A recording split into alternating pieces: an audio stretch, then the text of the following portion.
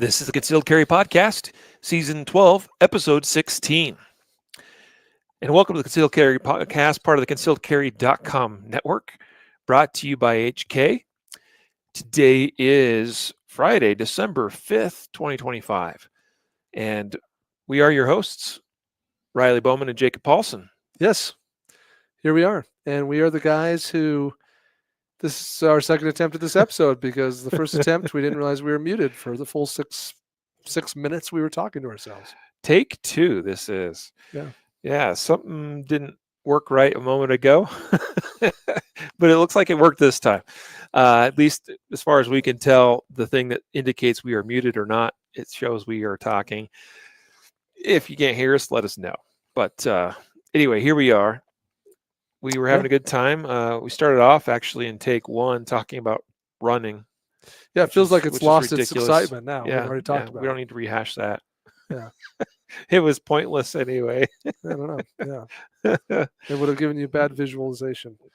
Yep. But here we are. Now we're going to talk about shooting guns and things. Yep. We're here to talk today about competitive shooting. Shooting sports. Sure. Yes. Yeah. That.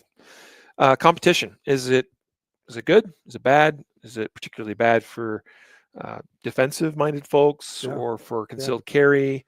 Or is there a benefit there? Is it worthwhile? Is it worth exploring? And coming from the perspective of a serious competitive shooter and a guy who's never done any competitive shooting. Well, formally. Never. I've never been in a match. Yeah. You've attended. I've observed a handful of matches. Yeah. And I've gotten you to shoot a stage or two or three, maybe even now. Yeah, I've definitely shot some stages. Just as part of training events. Sure. Yeah. And you had a good time. Sure. Yeah. No, I meant I was thinking about it, and I was like, yes, I guess I did have a good time. You had a smile on your face. Sure. Yeah, that's the thing. I think competitive shooting is a lot of fun. It's fun when you do well. In times where I've not done well, I did not think it was particularly enjoyable at all. In the famous words of one Robbie Latham, the winningest competitive shooter in American shooting sports ever, he said to me once, "You know what's fun? Winning." He's right. I'm like, well, that takes on a certain meaning when it comes from somebody that's very much used to that. Yeah. So sucking is not as fun. Yeah, I mean, it's all about mindset, I suppose. I agree. I mean, winning is fun, but I have also had matches that weren't they didn't go my way, but I still had fun. Good attitude, Riley. I would actually focus on the fun part for most people. And I think actually a lot of competitors that I know and that I shoot with are there mostly for the fun. There are some that take it very seriously, but I think most people enjoy the fun. Okay, so, sure. Yeah. Anyway, we're going to talk about the benefits, if any. Hint. I think there are. We'll have maybe a little bit of a debate here. I think you'll have some thoughts. Yes, I will. And so let's talk about competitive shooting. But first, a sponsor message. Throughout the month of December, not the whole month, but through Christmas Eve, December 24th, 11:59 p.m. Mountain Standard Time. Yep. There's a promotion going on where if you buy product off of our site, concealedcarry.com, you can get gift card back. You can get money back in the form of a gift card. Yeah, it's like a gift card instant rebate thing. Yeah, there you go. Instant rebate. Yeah, absolutely. Sounded smart. It can also be used as a last minute gift, Christmas gift for somebody. You could buy something at 11:59 p.m. Yes, you could. Get your gift card, right in time for Christmas to hand off to somebody on Christmas Day, worth actual cash on our website. You'd want to go to concealedcarry.com/free gift card is the link that you're going to want to use to get all the details for doing that. Why don't you tell them though, kind of what are the thresholds, if you will, for yeah. So if you spend a minimum of $75, then you get a free gift card worth $15. If you spend a minimum of $125, you get a gift card worth $30. If you spend a minimum of $200, then you get a gift card for $55. You only get one card, so it's not like you get all three of those or something. Other terms and conditions may apply. Yeah. Think of it in terms of rough math. You're going to get like 20 to 25% roughly back for your expenditures. Yeah. So that's And you pretty, could do pretty all cool. gifts, right? Like, in fact, we got an order this morning, someone taking advantage of this promotion, and they bought 4 copies of one of our books. And I'm like, no one needs 4 copies for themselves. So probably this is a person who's buying these books as gifts, and they got a gift card they also can use as a gift. There you go. Yeah. Maybe the gift card is for themselves. Ooh, clever. Yeah. Buy the gifts for everybody else. And then they're like, and then Keep I'm the going to take the gift card and spend that on me. But Could be. chances are I'd be buying something for me and then, Using the gift card on me too. give the gift card to somebody and be like, look, I was so thoughtful. I got you this gift card. Hi, both are out of frame. Apparently, Facebook. Okay. Apparently, Facebook is getting the vertical. All right. It says show vertical thing. Well, we're gonna take care of that. So that's no good. All right. So Did we already take care of that? it's It's thinking about it. thinking about it. All right. We're only live on YouTube now. Okay. So this is a complicated episode. Oh man, I don't know. Yeah. So the technology we use has changed recently, and we are clearly learning how to deal with that. Yeah. We've only been using it for like 3 or 4 years or something, but It's changed significantly. The UI. Yeah. All right. Well, back on track. Competitive shooting. Where do we start? Well, I think the thing that made us think about doing this episode today is that we recently published on the website a series of videos, 9 videos in total. What happened was a couple years ago at an event at the Active Self-Protection Conference. What do they call it? Bullets and Bibles. Yeah. Active Self-Protection Bullets and Bibles National Conference 2020 something. You taught a class competition shooting beginner intro primer something, and I was in the class and I filmed the whole thing. And so then we took that video footage and we broke it into 9 parts that kind of where it made sense to break it apart. And we just put it on the website for viewable content for Guardian Nation members only. So for you who are listening who are a member, you can go watch those videos. If you're not yet, then you should join and then you can go watch those videos. But anyway, it was a good reminder to me of having sat through that class. I rewatched those videos like 3 times in order to get them chopped up how I wanted them for our website a couple weeks ago.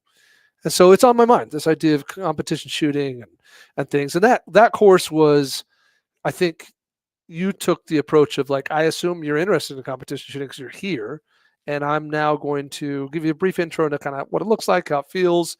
And then the second half of class kind of is more, let's look at how you can improve on how you analyze and shoot a stage.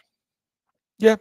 Yeah. I mean, that's, I obviously wrote the outline for the curriculum that day. And I mean, really the hope was to give people a crash course on here's kind of the picture, the big picture of competitive shooting. And we talk about USPSA, we talk about IDPA, talk a little bit about Steel Challenge, maybe 3-gun, things like that, and sort of talk about the different divisions, equipment, things that you're going to use or need.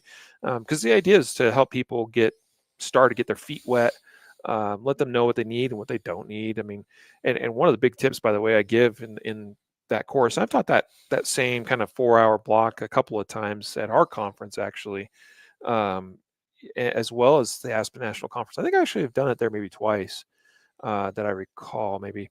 But anyway, one of the big tips is that, hey, if there's something that you don't quite have but need, there's a high probability that somebody will loan it to you right at that match, even the morning of. I showed up my first 3-gun match and thought I was going to be reloading my shotgun from my pocket, grabbing shot shells out of my pockets. And match director was like, hey, I got you covered, bro. Here's a shot shell caddy. Put that on your belt, and here you go. And he actually, I think, let me borrow that for the whole day of that match. He said if I needed it longer, he'd let me have it longer. So very, very generous and kind of him to get me kind of started with equipment that I didn't have. And I've seen that happen again and again at matches. And so anyway, that's one of the big things about this competitive shooting primer course was help people understand they don't need to. I know one thing that held me back for a long time was this attitude of, I don't have everything I need. I'm not ready. I'm not ready in terms of skill. I'm not ready in terms of equipment. And I should have gotten started sooner because I'd be better sooner. Sure. You know, Sure. be further along my journey. Yeah. And so that was one. You know, that's kind of a big piece I wanted to communicate to people in that. And then the kind of latter half of the course is like, here's a stage you're going to actually shoot, like an actual USPSA style stage. We're going to walk through it and talk about it and break it down and analyze it and show you how to do that in the real world, and meaning actually going to a match. So, And then yeah. there's some efficiency, like, hey, Yep. how do you shoot this stage better? Yep. Yeah, and give people some tips and some feedback, and different approaches. Right. Yeah. Yeah. Exactly. So anyway, that's Yeah. the catalyst for Yep. this conversation, I guess. But it definitely, when you talk about competitive shooting on the Silk Air podcast, I think that if the question is this worth it? Is it helpful? Is it harmful? You know, what's the deal there? Well, going off of the comments on our Facebook page, especially in the last few weeks, on a variety of topics, but just reading between the lines and reading some actual specific comments too, I would say that there's a significant amount of concealed carry minded folks out there that see no value in competitive shooting. Okay, sure, yeah, and I think the answer to this question, which we've asked, which is very broad, is competitive shooting valuable or useful or helpful for the defensive minded shooter? I think the short answer is there's no 100% yes or 100% no.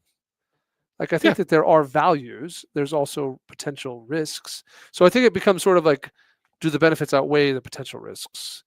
That's how I think of this. And I'm not answering it either way. I'm just saying that it's not an all or nothing thing.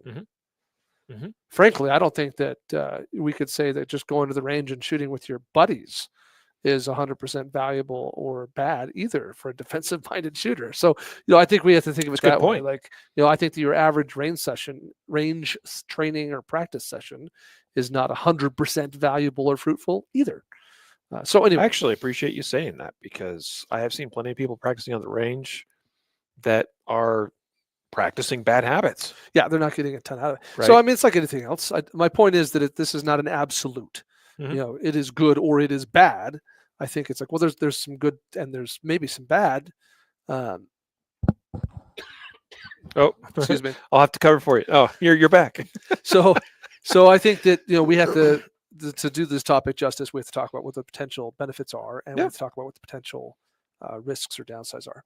Yep. Now, I'll add two quick personal notes or anecdotes before we continue on this. The first one is, all of the best shooters I know have done or do competitive shooting. All of them. Yep. Like, I can't think of an exception. I don't know like any high level skilled shooter who hasn't done or isn't currently doing some sort of shooting sport. Yeah.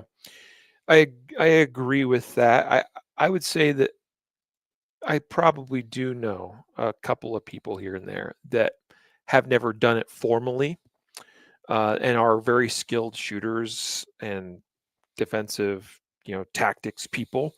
But even then, their skill will not generally surpass those that do the competitive shooting as well. I just thought of one. I just thought of a really skilled shooter I know that I don't think's done any competition. Who's that? I was If thinking you want to throw out a name. I was thinking of Kyle. I don't know if Kyle's ever done any competition. Kyle Lamb.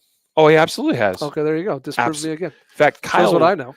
So, well, we talked about it with Kyle. You just forgot. Yeah, I do that I think a lot. on his podcast, or maybe it was on our podcast when he was on it, but I think it was on his. But he used to run 3-gun matches when he was. That does sound familiar. When he was a Delta guy. Yeah, that could be. He ran 3-gun matches. Okay, that does near Fort Bragg. That does sound familiar. I was thinking about his post-military career. Yeah, I don't know if he's done a whole. I don't know. About that. That's my first anecdote. Is just that, like, for me personally, Jacob. Yeah. I don't like all the best gun performance people I know have done or still do some sort of shooting sport. My second anecdote: I have no interest in competitive shooting. Yeah, it's a shame. I just don't want to do it. Like But you have no interest in anything competitive. no. Well, I'm not a very competitive. Well, I don't know if that's fair. I could be overgeneralizing, but I look at competitive shooting. I'm like, I got other things to do with my weekends. Sure. I got other things to do with my money. Like I it does not interest me enough to compel me to do it. All right. So Tangent. Do you have any hobbies? no, not really. I have had hobbies historically. Sorry, I knew what the answer on that was going Yeah, to be. no, I have had hobbies. I mean, we could Yeah. talk about like old hobbies of Jacob's. We could be here a long time talking about old hobbies. But today, my only hobby is family and work. Whichever one of those is the hobby, I don't know. Yeah. I'd like to believe it's work, and I take my family. Which is totally a-okay, man. Yeah, yeah. I just this is an all-consuming thing in my life. So that's just the current reality. I choose and accept for myself. Yeah. But you are not the norm, because most people are Sure. going to have, at least one, like it could be as simple as they watch football on the weekends, right? Yeah, sure. Yeah. Or they go bowling or something. Yeah. I have everything I do is no, forget it. So I do. I'm putting that anecdote out there that it's not just like I can accept the potential values of competitive shooting without choosing to do it for myself. I have no problem with that. If that seems like a paradox, it's not to me. Yeah. So I'm going to throw it right back at you, because I want, you and I know each other well enough that I kind of already know answers to things before I ask them. Ooh, only ask questions you know the answers to. Sounds like a parable. But because we're having a discussion here, interesting. This is a question, I think, for you, Jacob. And then I'll throw my question at you that I'm planning here. But Project 1868 on YouTube says, or asks, would you do it? Meaning, would you do competitive shooting if you could shoot through? And what he means by that is, if you could just shoot all the stages at the event back to back to back to back. Yeah. No. So it's not. That would be less time, but that's not no time. Yeah. Like I'm willing to give basically zero time toward competitive shooting. Exactly. Yeah. And zero money. Yep. Yeah. Like I'm not willing to invest anything in it at all. Yeah. I don't perceive that I personally would derive enough benefit to justify the investment in time and money. Okay. I would disagree with the benefit for me, analysis, but you're making that decision for you. It's about me prioritizing my resources, right, and saying right now in my life what's important to me, and that's not something that lands high on that list. Yep. That's totally okay. All right, here's the question I was going to pose to you, and that is, you've already answered the question as far as like for you don't see any benefit, and you've also stated that you. I didn't say I don't see any benefit. Well, for you don't see enough of a benefit to justify the prioritizing time and the money. The investment. Correct. Yeah. Sorry. Thank you for the clarification on the language here. Language matters. But what do you see? This is from, so you're essentially an outsider looking in. Now you're a fairly educated outsider, because there are many gun owners that know nothing about competitive shooting. They maybe are somewhat aware it exists, but they know nothing. That was certainly you a few years ago. It was even me. Go back 10 years ago. Like I knew very, very, very little. I remember the first match I saw, and I remember being like, "Wow! Like, okay, I am suddenly understanding a whole bunch of stuff I did not understand before." It was a 2-day area USPSA area match. In near Prescott, Arizona. Yep. Area 2. Area 2. Mm-hmm. And that would have been probably like 2021 or 2022. But, it could have been earlier than that. Crap. I think it was the end of 2020. Yeah. The reason why it was held in Prescott that year is because the range they almost always hold Area 2 at. Oh, with COVID drama. Which is near Phoenix. Yeah. Yeah. That's right. Yep. So easy to remember. So that was the first match I ever observed. So, I remember what that was like. And yes, I agree that the average gun owner who writes dumb comments on our Facebook posts, the average gun owner does write dumb comments on our Facebook post. Oh, snap. Coming heavy here. Heavy in the paint. I think that, the majority of them probably are less informed than I am on the topic. Okay, so you have a fairly good picture of what it looks like, competitive shooting, but you're still an outsider looking in. And so the question is, what benefits do you see that competitive shooting has? Yeah. So I think in order to answer that, I feel like we have to break down the components that of what are needed to succeed in a violent encounter as a defensive minded shooter. So, if someone marches in this office right now and starts shooting at us, or if we're sitting in a restaurant and place comes in, people start holding up to, like, what are the things I need to bring with me, that I need to have available to me in order to succeed. Mhm. So there's a lot of elements. Um, I, I think one of those is what the community generally refers to as pistol performance, like the ability to manipulate the tool efficiently. Mhm. Efficiently might be the better word. This idea that I don't, everything to do with the operation of the gun is a subconscious execution. Not only is it subconscious, in other words, it doesn't take any amount of awareness on my part, but that when I do it at the subconscious level, I'll do it well. So doing things like drawing the gun, target presentation, trigger manipulation, recoil management, um, clearance, malfunction clearance, reloads, etc. All of that being, that's what I'm describing as this like pistol performance thing, gun Mhm. performance thing. That's one of the tools I bring into the gunfight. But there's other tools. There's one of, I'll call it mindset. And we don't need to get into that as much because it's not going to be as relevant to my answer.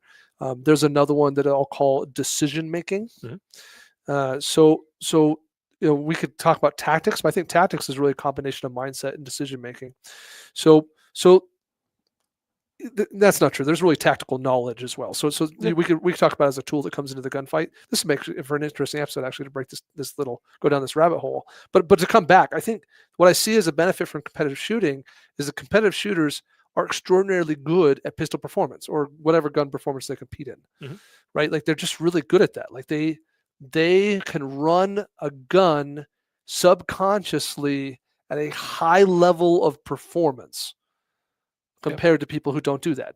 And Yeah. it's because it's stress driven performance measured shooting. Yeah. Mm. I think that's a pretty good analysis. I like that. The way you just phrased it, even just now. I think that's pretty accurate. Stress. How did you say that again? I don't know how I said it. Stress Stress driven driven. There you go. That's what it was. Stress something driven, high performance measured. I pistol know I used the measured word shooting. measured Yeah. because in, Yeah. in competition shooting you're being measured. So if you are a competitive type person in that particular context or environment, then you're going to want to do well, which means that all the stress is induced by yourself. That's the funny thing about competitive shooting is that you induce the stress upon yourself by your desire to perform well. It's one of the reasons I don't do competitive shooting because I really wouldn't give a crap how I stack up against others. So it's just I think it's a self-induced thing. It's like I need to perform because I'm going to be measured against these people, and I want to do well in that measurement against these other people in my division, group, community, Yeah. whatever. Even for those that have the attitude of they're just sort of trying to compare themselves to where they were a week ago, a month ago, a year ago, they're still going to do that. Even if it's not so much about how a person does against other competitors, Sure, like a lot, like, because I know a few people that are in that boat of like, hey, I'm here for me, and I just want to get better than the old me. And that's so, like, cool. even with that, like, there's still that desire to do well. There's still a desire to improve. There's still the It's still desire to go self-induced stress. faster. Yeah, Yeah, like exactly. you're putting the Yeah, stress on yourself, no matter what yeah. however you look at that. Here's the other thing too. I think is stress inducing. Besides wanting, I mean, it is a part of wanting to do well, which usually most people translate into speed. Like, I want to shoot this fast, faster than I did, or faster than that other guy, or whatever it is. And by the way, speed is only one half of the equation. Uh, and so when we get like super speed focused, we tend to not all, oftentimes it turns into a disaster. But the, the other aspect of this is just anytime we have other people watching us, because competitive shooting, particularly like USPSA, IDPA, Steel Challenge, is very much an individual sport. Uh, and Yes. it's very much individual because, like, I've been to competitions too, and I'm familiar with competitions where you have, like, let's say a line of shooters, 20 shooters, 50 shooters, 100 shooters, all on a line. shooting a bullseye, shooting the same bullseye. They got turning targets, for instance, that can, at the start of a string of fire, target turns towards you. You got 5 seconds, 10 seconds, whatever it is, you shoot. And when it's done, that thing turns away. And you could have a whole bunch of people doing that at the same time, but there's still stress and pressure with that, but there's especially stress when you're the only one up doing the thing watching, and everybody else is watching. Well, and I guess we should have clarified too, because we talk about we're talking about shooting sports pretty broadly and generically, and there are shooting sports where there's really not that much. Like, it's not the same. There's less. What I'm saying is less applicable in some shooting sports, like perhaps, some like bullseye, Olympic. I got a really close buddy whose brother has been to the Olympics. He's trying to go to the Olympics. And when I talk about competitive shooting with him, what he's envisioning is very different than what I'm thinking of. Because yes, my familiarity as the outsider looking in is more with USPSA, IDPA, steel challenge, and 3-gun. Well, because where you are now, that's what you're most familiar with. Well, that's also what most defensive shooters, in my mind, seem to apply themselves to. Agreed. I don't see a lot of people are like worried about protecting my family. I'm going to go do some cowboy action shooting. Like, I just, this is just not as applicable. Yeah. So anyway, that's the number. But let me add this caveat: competitive shooting is not the only place to achieve that level of pistol performance as I described it. Because what are the components that competitive shooting is actually providing to the shooter that allow them to achieve that? Let's break them down. One, repetition. Because a competitive shooter, in theory, if we're talking, they're doing it frequently, going to local club matches, going to area matches, maybe going to national matches. So the repetition of it, and then they're practicing maybe for those things as well. I got a club match tomorrow, so tonight I'm going to go and I'm going to practice, or I got this area match coming up, so I'm going to do a bunch of dry fire, and I'm going to go to the range. And so there's just this pure repetition. Like, that's one of the magical components that shooting sports is providing to the trainee. The person who's acquiring the skill and practice is just they're getting a bunch more repetition than the average gun owner. So that's one. A second thing that I think that they're getting is that they're being measured. Like, they're just being measured. Like, there's a legitimate, like, hey, this is how you stack up. And that's something that the average gun owner does not get. They're not actually measuring their current level of skill at all, let alone against the community. They're not even measuring against themselves. Well, how fast? I don't think that the average American gunner. I think people listening to this podcast are probably exceptions to the rules. So if you're listening to this podcast, you might be like, "Oh no, when I go to the range, I do a bill drill when I start, and I do a bill drill when I leave, or I do this and then I do that, and I do those every time I go, and so I can look and see how my score compares with my previous trip to the range." Competitive shooters get this every time they compete. They're constantly getting measured performance-related feedback. So I think that's the second magical thing that comes from competitive shooting. I think the first one is repetition, that's kind of built into the game, and the second is performance-based feedback. Let me address the repetition thing real quick, just a quick comment, and that is that one aspect of that repetition, just from a purely shooting standpoint, is the fact that, like, I know competitive shooters that for them I can think of one individual. I'm not going to throw his name out. I'm going to throw him under the bus necessarily, but I know an individual that shoots almost every local match that he can make in USPSA. He does it just for fun. Like, it's just for him. He just loves it. It's his form of golf, right? Like, going to go out on the weekend with the buddies and shoot, right? What I mean by this is, like, he's kind of stayed about the same level. He's got a little better over the years, but he's not advancing as fast as someone that was like, I'm going to get good at this thing. No, he's there to have fun, and that's all it is. And that's totally fine. It's totally okay. And by the way, he's compared to, like, most American gun owners. Well, I bet he's pretty proficient carriers. Like, no, he's very good. Yeah, sure. Like, he's, I'd put him in the top 2%, easily, of, like, all gun owners in terms of shooting ability. He may not be winning area matches. Right. Like, sure. He's so, but one of the reasons why people are going to make skill advancements in competitive shooting is because, like, take an example like him, each weekend match, he's probably going through 150-ish rounds to 200 rounds, depending on the size of the match. So let's just say he does 4 matches a month, which is conservative in this particular individual's case, but let's just say one every weekend. You could go through almost a case of ammo every month, almost. Yeah. Plus Okay. plus a couple practices at the range here So and there on a right. Wednesday. Yeah. So I mean, it could That's probably very 1,000 easily rounds. be 10,000 to 12,000 rounds a year Yeah. that person's going to shoot. You know, I didn't buy my first like case of ammo until, well, I mean, you've known me in the time, you know, since I bought my first case, like 1,000 round case of ammo, right? Reason why I never bought a case of ammo before that was because I wasn't shooting that much, Yeah. right? Yeah. Like Repetition, man. if you were going to go to the range, you're like, oh, I'll swing by I'll just either buy at the range if it's like an indoor range or whatever, or I'll swing by, you know, the store and pick up, you know, a couple of boxes of ammo. Sure. And you do that a couple of times a year. So you might shoot, 100 here, 150 there. let's say 500 rounds a year, Sure. I think that's probably the average gun right? owner. Yeah. The point is like you got folks that are in the competitive shooting sports that shoot more in 1 year than some people shoot maybe in their entire life. Yeah. Right.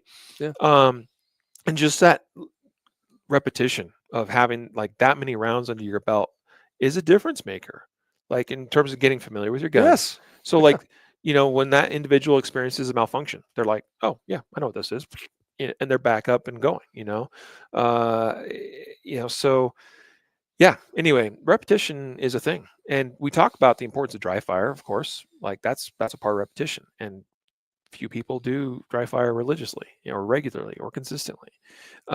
Fewer still do, you know, competition shooting to a point where they are getting thousands and thousands of rounds every year, and it's still just considered a hobby for them. Because like I definitely know people that shoot thousands and thousands of rounds a year, but it's a profession for them, right? Like Sure. it's part of like Sure. their job. Sure. Like whether they're an instructor, maybe they're a SWAT cop, or you know, whatever, right? And so, yeah, the fact that you have hobbyists out there that expend significant amounts of ammunition uh, is I think kind of fascinating, and maybe not something that, you know, normal kind of gun Yeah. owners are really like aware Thinking of. about, I think that there's people on the opposite end because we could be making competitive shooting sound more intimidating than it needs to be. Because there are certainly probably people. I think your average competitive shooter probably is like, hey, on the second Saturday of every month, my club hosts the insert gear sport match, and I go. Yep. And I enjoy Yeah. it. This is what I do with my buddies. Yep. We go to the monthly match. Yep. And so you know, maybe we yeah. shoot once or twice a month. Other than that, as well. But so, you know, not everybody's like your buddy who's like going to every match they can every weekend. Just using him as an example, kind of like on the extreme end of like he's hitting all the matches. I definitely see, because you know, I've hit locally here several different matches. There's some that I'm not able to make. I don't go to local matches on Sundays, for instance. I go to church with my family. So there's matches I have never shot here locally because they're always hosted on Sundays. But Saturday matches, Monday evenings, Tuesday evenings, Thursday evenings, whatever, you know, like I've hit matches like that.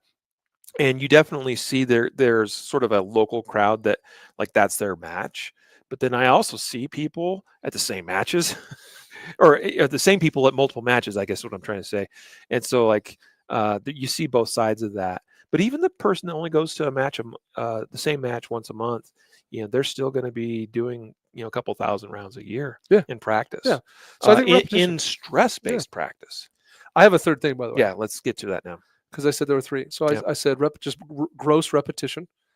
Second, I was like, you know, you're being measured. You're getting this like immediate feedback on your performance capability. And the third thing is exposure to and accountability in some cases to shooters that are much more skilled than you are. Oh yeah. So my point is like you can get those three things without being in the shooting sports. You can. I just think that the shooting sports create an environment where those things are inherent. Yeah. And more they can likely really to thrive. Yeah. As well. So, but you don't have to go compete at USPSA to get those three things. So when I say like I come into a gunfight, I bring certain things with me. One of those things is the ability to perform with the gun very efficiently at a subconscious level, at a high level of performance, but it all being subconscious without thought or need to think. I think that comes effectively from competitive shooting, but it breaks down to me in those three things, and those I can get elsewhere. Yeah. I mean, I agree with that. And so to your point, like competition shooting is not the end all be all. However, also to your point that you made earlier in this broadcast, was that every high skill shooter, you know, has done competitive shooting Yeah. or is doing competitive shooting, Yes. right? And that's, what people call a clue. That Yeah, but we have to be careful it, about cause and effect versus correlation, oh, sure. right? So does that mean But that creative shooting creates the best shooters in the world? Or does it mean that by nature being a really freaking good shooter, you're like, I should go do some competitive shooting? what I would say is that what it says is if you do competitive shooting, you will improve. I think that's probably fair with that particular aspect. Yeah. Yeah. Okay. To be fair, yeah, this is the Concealed Carry podcast. By the way, we got accused earlier this week by someone on a Facebook comment about how, like, why are we putting stuff that's not relevant to concealed carry on our Our bad. on a concealed carry page? Like, maybe you should change the name of your page. What were they commenting on? I don't remember now. We did put up a video about challenge coins. It wasn't that one. It was Our bad. anyway. But we were talking about this because, like, if you carry a gun, don't you? Yes, I'm talking to you folks out there. Like, you carry a gun because you're here on the concealed carry page. Like, you should care about the use of that gun. And for me, let me just this is my, like, little story, if you will. I remember there was this moment in time for me years ago now where one day it just sort of was like, aha, it was an aha moment of, if I need to use my gun in self-defense, the more that I can use that gun subconsciously, which you've used the word 2 or 3 times now, probably the better for me. Because, and what it was sort of this, I recognized there were still some things that I was consciously having to think my way through as I, fired or manipulated the gun.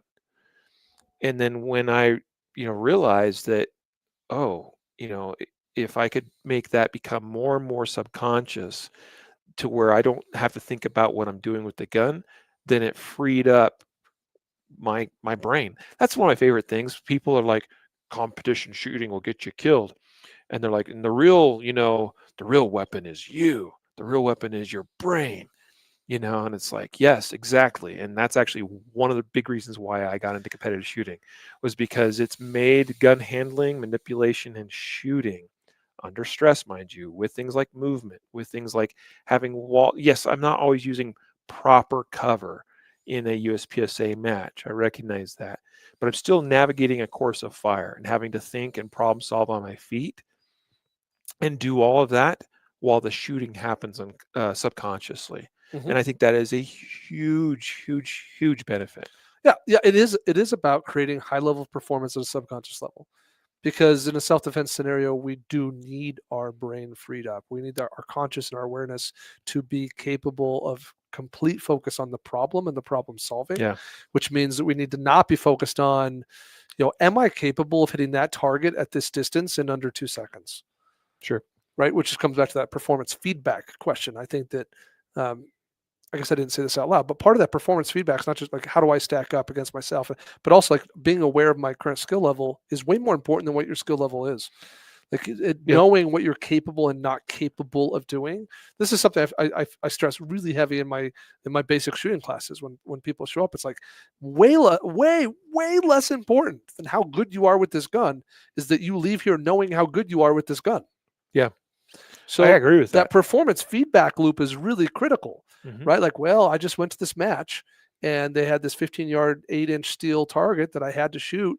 And, I tried to do it, with this speed of a trigger press, and I kept missing. So I had to slow down and calm myself and do this. And then I hit it. Okay, mental note. Now I know 15 yards, 8-inch circle. This is what's required for me personally as a shooter to be able to hit that target. I would make it even simpler than that, because, it's not like in a actual encounter with a deadly threat that I'm going to be like, that dude's at 15 yards. No, it's all subconscious. It's more like, you went to a match and there was a shot that you're like, I couldn't make that shot to save my life. And it's like, so guess what? I'm probably not going to be, it probably would not be wise for me to try to make a shot like that in the real world, because it would go miserably and I'd probably miss and hit somebody innocent or something. Sure. Yeah. And so for me, it's more about knowing what you can and cannot do, which becomes its own, it's a form of confidence. Sure. Typically we think about confidence as someone has confidence, it's like usually a higher skilled individual. Like he's really confident at shooting because he's really good at it. Guess what? You could be a low skilled shooter, like the example you're giving, your basic pistol course, and it's like, hey, it's important you leave here today knowing where you're at, because yeah, it might not be a very high level of skill, but at least you know this is what I can do and this is what I cannot do. And that helps you actually make better decisions out Oh in the yeah. real world, because number one, like you better not get involved in situations that are outside of your level of skill. Hmm. Uh, and so, yeah, it might be better in that situation, run away. Yeah, You know? our friend John Korea loves using the term go signal. He loves terms. He's got a whole bunch of. Sure. We could write a book on John, Mhm. sayings. But Yeah. one of them is that he, at least I for me, I associate it with John. It's this idea of what's your go signal, right? Like Hmm. how, and this idea of like, okay, sometimes you're ambushed at the go signal is like you're already behind, like you just need to react and get going. But sometimes in defensive counters, you're looking for your opportunity. Like, when should I go? Yeah. When should I get my gun into this fight? Maybe I'm the guy in the gas station who was next to check out, and these guys came in and they got masks on and they're asking for the cash for the drawer. Well, I'm waiting to decide, is there a go signal? Should I act? And if so, when? Like, those are situations where me knowing how long it takes to get my gun out of the holster and deploy it into the fight and get a shot on this size of a target at this distance that will be effective becomes pretty dang critically important. Like, Yeah. how, like, do I need that person to not to, Yeah. like, can I do it while they're looking at me? Do I need them to turn away? How much do I need them to be distracted? Like, all those kinds of things. So Right. yeah, like Right. you need, I'm probably gonna Yeah. bury this horse, but Yeah. anyway, like, yes, Yeah. like this idea of the ability to manipulate, like, I don't need to think about the manipulation of the gun is really the point here. That's happening at a subconscious level, which allows my brain to be freed up to solve the problem, to make the decisions, to execute the tactics necessary to win. Yeah. And those are things I do not think you really get very much if at all, in competitive shooting. Yeah. You know, one of the things that is kind of fascinating to me is when I've engaged in, and it's happened this week actually, with people online that will say something to the effect of, "Well, you won't use your sights in a gunfight. You won't see your sights in a gunfight," things like that. That's not a new phrase or a new idea at all. But here's what I find fascinating about that is, my counter to that would be, "Oh, yes, I will." And you know why? Because I do it subconsciously, Yeah. right? If your skill level is not such that you shoot your gun at a high enough level where it's subconscious for you, then yeah, maybe there's a good chance that you won't see or use your sights. You'll just end up point shooting.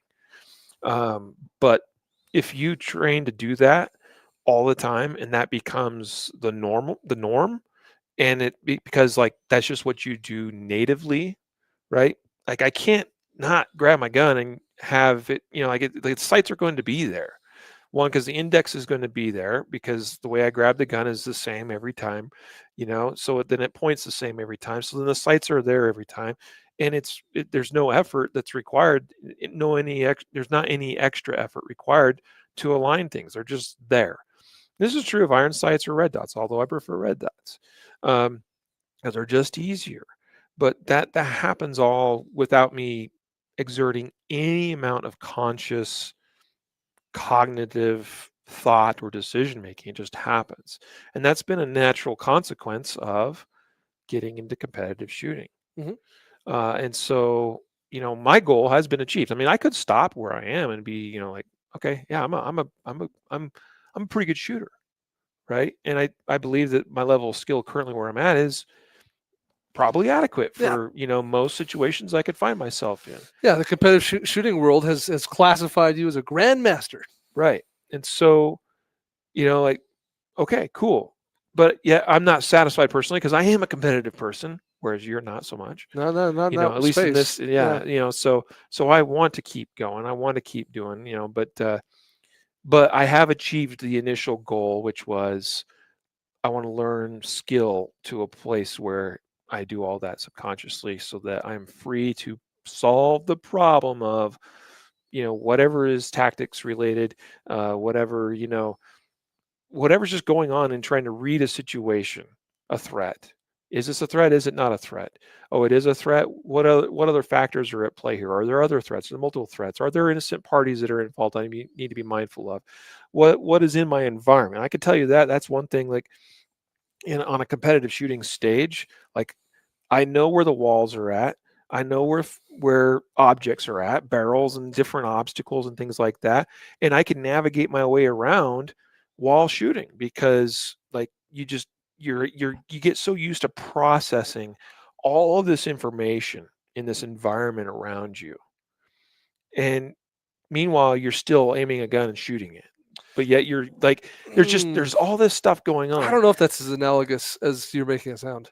To me, Well, I don't think it is. I believe it's a natural. I believe it's a natural consequence of doing that because. To some degree, I think not maybe to a full degree, because in a competitive shooting environment, you have time to analyze the stage, But to I've look shot at it, matches where you don't. that are just blind.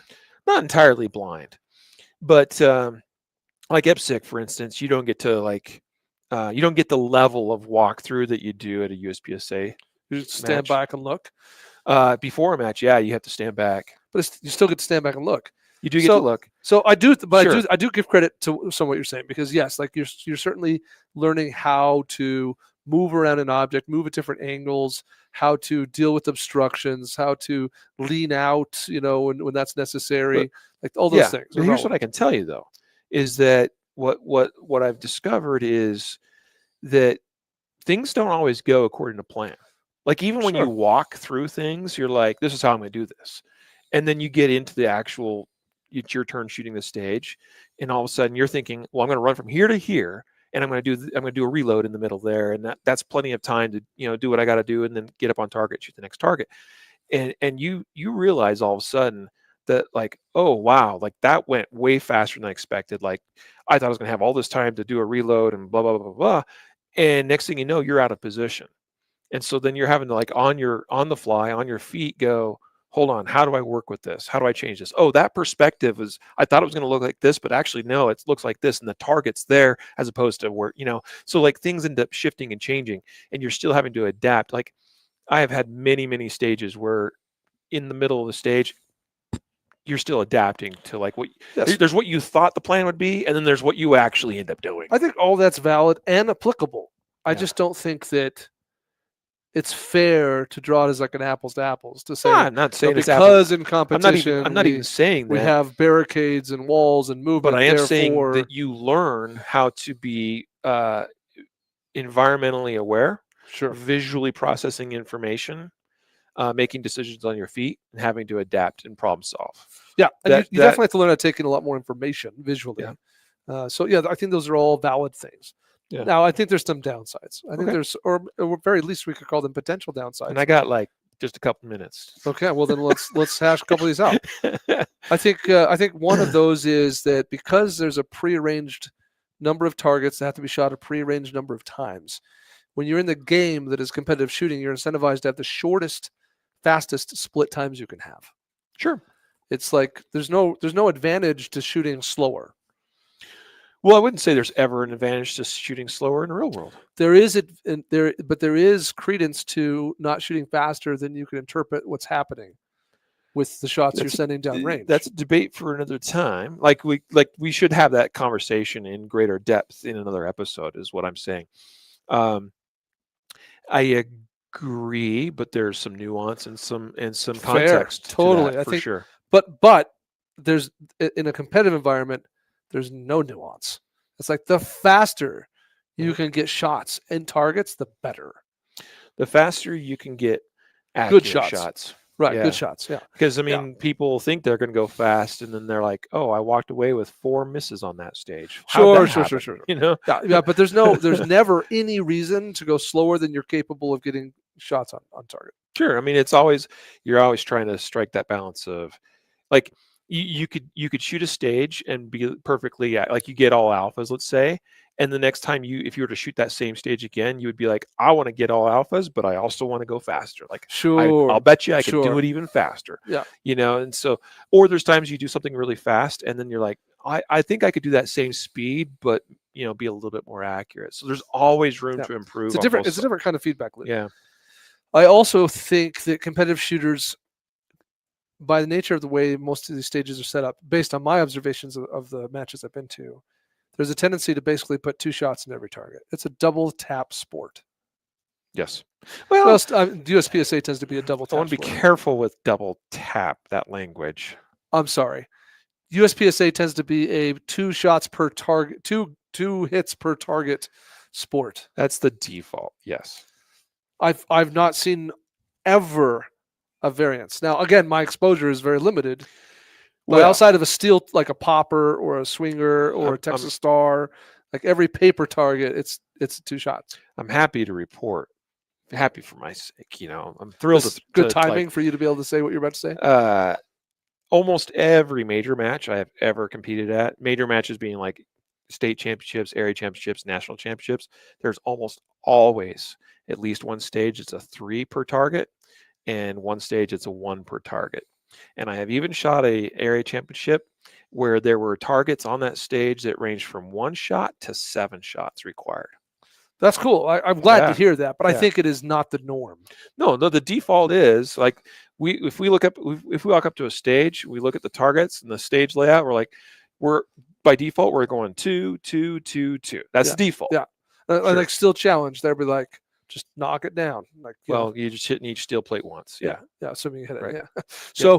So that I think that has the potential. Remember, every single time I've referred to the downsides of competitive shooting, I've referred to them always as potential downsides. So I think that they're all risks that can be mitigated. But that's one that sticks out to me as a potential downside, is this idea of like I get into this groove of like every target gets 2 shots. Yep. Yeah. As That's fast fair. as I can hit them. And so you can get definitely stuck in that routine of, every target gets 2. But at the same time, with high-level shooters, including those that I know are, like operators, guys that have done stuff overseas, or high-level, like SWAT, officers and things like that here more domestically, that also compete. I'm not aware, and I'm not saying it doesn't exist, but I am not aware of a documented instance where a guy one of these guys shot a bad guy twice and then stopped and paused. Or shot a guy twice and then moved on to another guy and shot him twice. Like I'm not aware of that being like an actual learned, bad habit. And I haven't seen anything captured. Go look at John Correa's channel. Lots of captured shootings on there, including a couple that involve competitive shooters. None of those are situations where like bang bang, oh bang bang, because they're by default. You know what? I think it's a valid thing to bring up and to be mindful of and aware. But we shoot threats until a threat stops, being a threat. And that's always the rule. If that's 1 shot, it's 1 shot. If it's 10 shots, it's 10 shots. I think it's a potential concern. That's fair. And we have seen other training scars that have manifested themselves in real world shootings with law enforcement, et cetera. If we're looking at the data pool of relatively serious competitive shooters that have been involved in defensive shootings, it's a pretty freaking small data pool. Well, it's hard to know that actually what that data pool is. Well, to my point, like it's not like it's a clear like, hey, here's the number of times this has happened. So valid. I think that we're on the same page there. And I think that the last thing that's worth noting is that competitive shooting cannot replace defensive shooting training. Sure. And that's another potential concern I have. Well, I mean, so then we have to define what is defensive shooting, though. I think when I talk about training, what I'm referring to is all those other aspects. You're talking about that I bring like to the tactics, mindset, decision making. Like those are things that those are the other tools I got to bring into a defensive gunfight that I'm not going to get from competitive shooting, in my opinion. And I need to get them somewhere else. I think we need a part 2, because I think that we should explore mindset, and I think we should explore decision making as it relates to defensive context versus a competitive context. I think that there's still some things I think that cross over. I think there's gains, but I don't think those are tools I'm getting there. But what I do want to be clear about is that I don't do competitive shooting to learn tactics, at least in the defensive sense of tactics. There's tactics that you use in the game, of competitive shooting, sure, but not but again, like now you could do okay, if you're more concerned about defensive tactics and you want to reinforce that more, then IDPA is more your game. Okay, versus USPSA. More, but still It's not there. well, it's still a game, but at least you're required per the rules to use cover effectively, for instance. And that's probably like the number one Sure, thing, draw from and the number concealment. one difference The order of between how you the engage sports. the order in which you engage targets. Right. Tactical priority is a factor there where it doesn't matter in USPSA, and um, so that's probably more your jam. Okay, but even that's still a game, and so they're anyway. That's maybe a topic. Like I said, that's probably why part 2 is needed here. I think that you're never going to convince me, though, that my statement was wrong, which is that competitive shooting has the risk of replacing other forms of training you should be getting.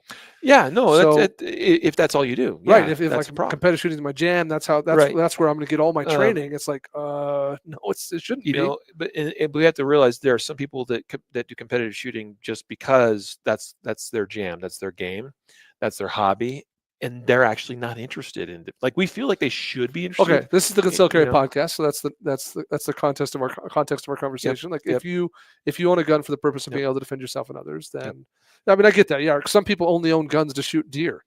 Yep, that's cool. Like if that's your objective and purpose. Yep. But if your objective and purpose is I want to be a good defender, right? And I'm wondering whether or not you leveraging competitive shooting will help me be a better defender. So what I'm suggesting is only that. Hey, yes, there's going to be some benefits, but you still should be taking classes. You still should be doing some training, practice, et cetera, that is not competitive in nature. Yeah. Great comments, by the way, on YouTube here. I'm sorry we're not even getting to those, but unfortunately, we're also out of time. I got to get some kids picked up from school. So I think it's been a really interesting conversation with Jacob here and hearing Jacob's perspective and me sharing my own. But before we let you go, we should make you aware. We talked about it earlier a little bit about the competitive shooting primer course that I taught, like at the ASP National Conference and taught at the Guardian Conference. But that was filmed at the ASP National Conference, and that course is available now on our Guardian University video library. For Guardian Nation members, will have full, complete access. Is it also available to buy? No. So it's just purely available member only for Guardian Nation members. Yeah, everyone will see it. The way our site is structured, if you've not looked at it recently, because it's changed, is you go to the website at the bottom of the homepage, there's videos, but you can just click on all videos at the top, and it shows you all videos. It breaks it down by category or most recent. And if you're not a member, it shows a little lock symbol. Or if you are a member but you're logged out, it will show you a little lock symbol on any video you don't have access to. Yep. So go to the user dashboard area. If that's probably if you're a member, or if you're not a member, you might want to consider joining Guardian Nation so you can then get access to the competitive shooting primer course, as well as all the other courses that are available to all members free of charge. If you're an active member, then you have full and complete access to Guardian University videos. Otherwise, you just have access to some videos and not others if you're not a member. So competitive shooting primer, 9-part video series there. So check it out. To get a 14-day free trial of Guardian Nation, you can go to concealedcarry.com/14-day, 14DAY. So you can take advantage of that, get free access for 14 days. You'll put in some payment information, because if you don't cancel it before then, it'll obviously go live and charge your card. I think it's worth it. You're going to get access to tons of video training content, in addition to a bunch of other awesome benefits associated with Guardian Nation membership.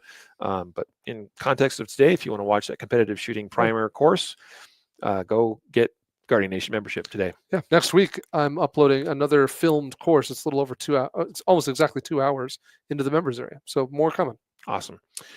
Well, folks, that brings us to a wrap today. Thanks for joining us and for listening and supporting the podcast. If you'd like to reach out to us, podcast@concealedcarry.com is our email address. And so with that, final words, Jacob, anything you want to add? Nope, good to go. Well, until next time, a reminder to train right, train often, and train safe so you can fight hard, fight fast, and fight true. Take care.